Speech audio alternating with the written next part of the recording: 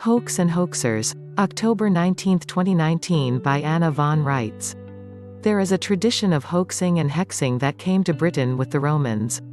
It quickly caught on, and when the British, especially British sailors, settled in America, they brought this tradition along. It is part and parcel of the superstitions of the Romans and the seafaring Phoenicians, many of whom worshipped the father of all lies as a deity, because they profited themselves by perpetuating hoaxes and frauds of all kinds.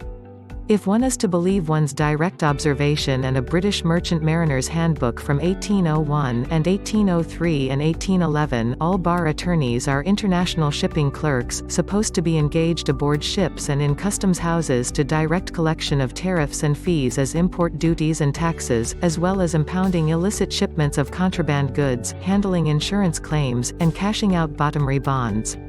Well, what do the astute observe going on in what are supposed to be our courtrooms? There have been active efforts to discredit both the testimony of Judge Dale and the evidence accrued by Rod Class, to decry the testimony of Melvin Stamper, author of Fruit of the Poisonous Tree, and to claim that I am not a judge, which I am in the parochial and popular sense, though in fact, I am a justice and outrank a judge by several country miles.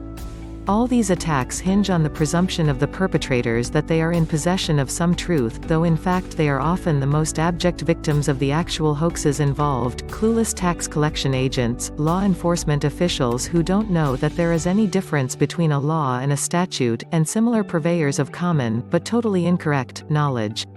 Forgive them, Father, but sock them in the nose for me. They need a righteous correction and exposure of their sins to save their souls. Here's an example of it that has been admitted by the perpetrators of the fraud known as Black's Law Dictionary, all published by Reuters in Canada 16 years ago, and yet, the so-called courts continue to use Black's Law Dictionary and law schools continue to promote it, and Westlaw continues to publish it. How's this for a hoax for you?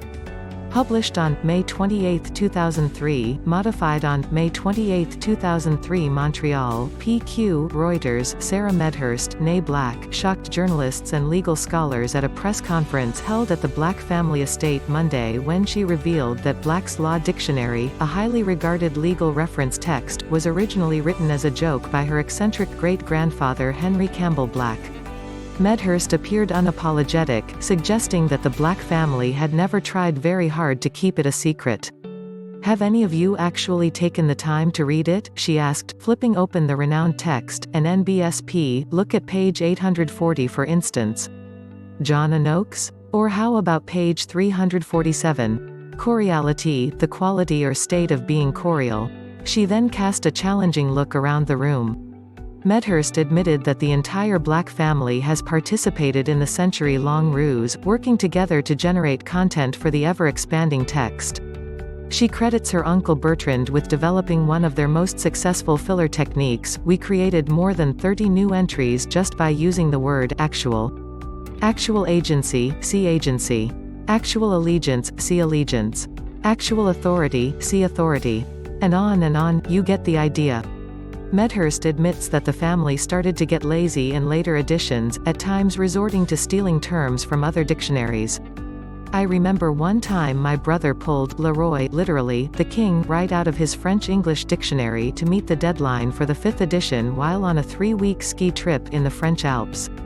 She claims the ploy has been used sparingly, however, and that the family put a stop to the practice when her brother started bringing the official Scrabble dictionary to editorial meetings. Henry Campbell Black had never intended, or even imagined, that his dictionary would become the authoritative source for legal terminology. "My great-granddad had actually written the text for an upcoming firm skit night," Medhurst explains. "It was his way of showing how convoluted and, well, pompous the legal profession had become." The dictionary became an instant hit, however, and Henry Black's comedic intentions went unnoticed. When the money started to roll in, Black elected to pursue a highly lucrative career in legal publishing instead of becoming a marginally talented prop comic. When asked why the family is revealing the fake after all this time, Medhurst stated that they had grown tired of living a lie, and were genuinely concerned that the universally accepted legal lexicon is actually just a bunch of made-up gibberish.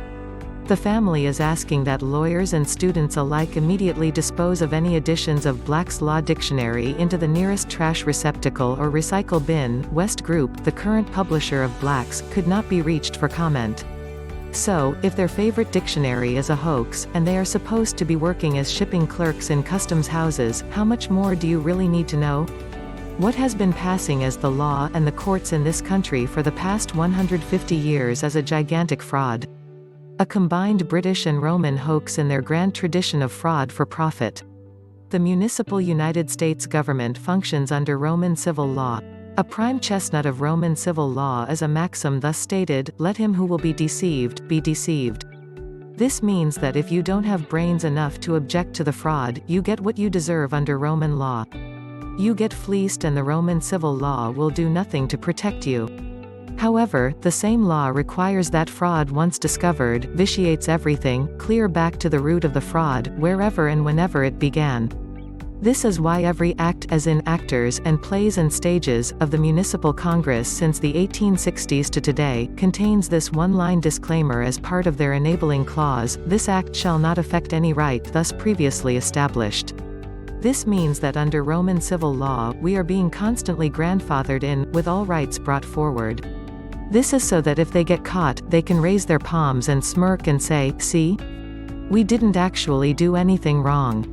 But they have done a gross amount of damage and they have acted in criminal breach of trust, and they do owe the return of all our purloined property, all our rights, titles, and interests, plus the profit from their use and abuse by our volunteer usufructs, whose services were never needed nor requested in this capacity in the first place.